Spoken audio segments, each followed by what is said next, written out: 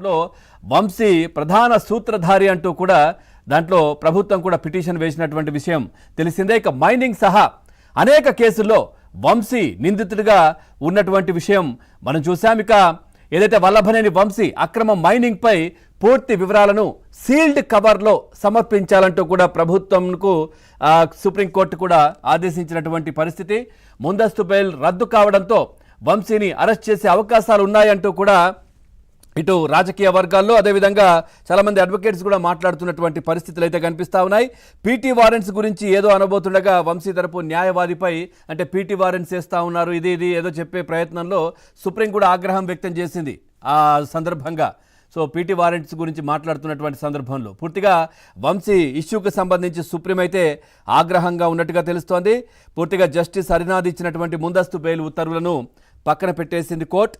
So చూడాలి మరి 4 వారాల్లో విచారణ ముగించాలని కూడా చాలా క్లియర్గా స్పష్టం చేసినటువంటి పరిస్థితి అక్కడ కనిపించింది. పూర్తిగా మరి ఏం జరగబోతోంది, మళ్ళీ వంశీని అదుపులోకి తీసుకోబోతున్నారా, తీసుకుంటారా, బెయిల్ రద్దు అవుతుందా, ఈ అంశాలు కూడా చాలా చర్చ జరుగుతున్నటువంటి పరిస్థితి. నిజంగా చెప్పాలంటే ఇంకా వంశీ పైన గతంలో మనం చూసాం, వల్లభనేని వంశీని అరెస్ట్ చేసినటువంటి సందర్భంలో పూర్తిగా గన్నవరంలో కూడా 4 రోడ్ల కూడల్లో మిఠాయిలు పంచుకోవడాలు, పూర్తిగా కేకులు కట్ చేయడాలు ఇవన్నీ కూడా చేశారు. ప్రజలు స్వచ్ఛందంగా బయటకు వచ్చి, ఎందుకంటే ఆ విధంగా మట్టి మాఫియా కావచ్చు లేదంటే కబ్జాలు కావచ్చు ఇట్లాంటివన్నీ కూడా చేసిన దాంట్లో వంశీ ప్రధానంగా దాంట్లో ఇన్వాల్వ్ అయి ఉన్నారు, ప్రధాన సూత్రధారి అంటూ కూడా చాలా కంప్లైంట్స్ కూడా వచ్చినటువంటి పరిస్థితులు. ముఖ్యంగా మనం చూస్తే గన్నవరంలో ఒక జడ్జి గారి వైఫ్కి సంబంధించినటువంటి భార్యకు సంబంధించినటువంటి ల్యాండ్ను కూడా వంశీ కబ్జా చేశారనే కేసులు కూడా నడుస్తున్నటువంటి పరిస్థితి.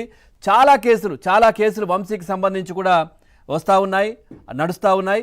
సో ఖచ్చితంగా పూర్తిగా మళ్ళీ వంశీని అదుపులోకి తీసుకునే అవకాశాలు ఉన్నాయంటూ కూడా చర్చ జరుగుతోంది. అట్లాగే పూర్తిగా దీనికి సంబంధించినటువంటి మరి ఏం జరగబోతోంది ఏంటి, మరి వంశీకి మంజూరు చేసినటువంటి బెయిల్ను తిరస్కరిస్తారా, మళ్ళీ అరెస్ట్ చేస్తారా అనే అంశం ఒకవైపు, అదేవిధంగా పూర్తిగా మరి ఏం జరగబోతోంది ఏంటి అనేది కూడా ఖచ్చితంగా బయట ఉంటే సాక్ష్యాలను ప్రభావితం చేసే అవకాశం ఉంటుంది. వల్లభనేని వంశీ ఖచ్చితంగా బయట ఉండకూడదు, ఖచ్చితంగా జైల్లోనే ఉండాలి. ఒకవేళ ఆరోగ్య సమస్యలు ఉంటే కనుక జైలు అధికారుల పర్యవేక్షణలో, ఇటు హాస్పిటల్ పర్యవేక్షణలో సో వైద్యులను ఉంచి ఆయనకు ట్రీట్మెంట్ చేయించాలి తప్పించి ఆయన బయట ఉండడం కరెక్ట్ కాదు అనే చర్చ. ఎందుకంటే గతంలో టీడీపీ పార్టీ కార్యాలయం పైన దాడి నేపథ్యంలో కూడా ఏ విధంగానైతే కంప్లైంట్ చేసినటువంటి వ్యక్తిని కిడ్నాప్ చేసి ఏ విధంగానైతే వీళ్ళు వ్యవహరించారో ఖచ్చితంగా ఈ అన్ని కేసుల్లో కూడా సాక్ష్యాలను వంశీ ప్రభావితం చేసే అవకాశం ఉంటుంది.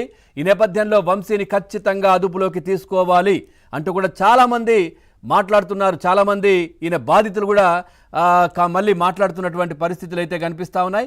ఓవరాల్గా ఈ అంశానికి సంబంధించి మనం చర్చలోకి వెళ్దాం. చర్చలో పాల్గొంటున్నారు టీడీపీ పార్టీ లీడర్ కిరణ్ కలపార గారు, లైవ్లో సిద్ధంగా ఉన్నా. నమస్కారం అండి కిరణ్ గారు. అట్లాగే బీజేపీ పార్టీ అధికార ప్రతినిధి అదేవిధంగా అడ్వకేట్ కృష్ణకాంత్ గారు కూడా లైవ్లో సిద్ధంగా ఉన్నారు. కృష్ణకాంత్ గారు నమస్కారం అండి. సార్ ఏం చెప్తారు, నిన్న సుప్రీంలో జరిగినటువంటి అంశం ఈ వంశీ బెయిల్ పిటిషన్ రద్దుకు సంబంధించి, అంటే పూర్తిగా రాష్ట్ర ప్రభుత్వ వాదనలు వినకుండానే ఆదేశాలు ఎట్లా ఇస్తారంటూ కూడా బెంచ్ ప్రశ్నించింది.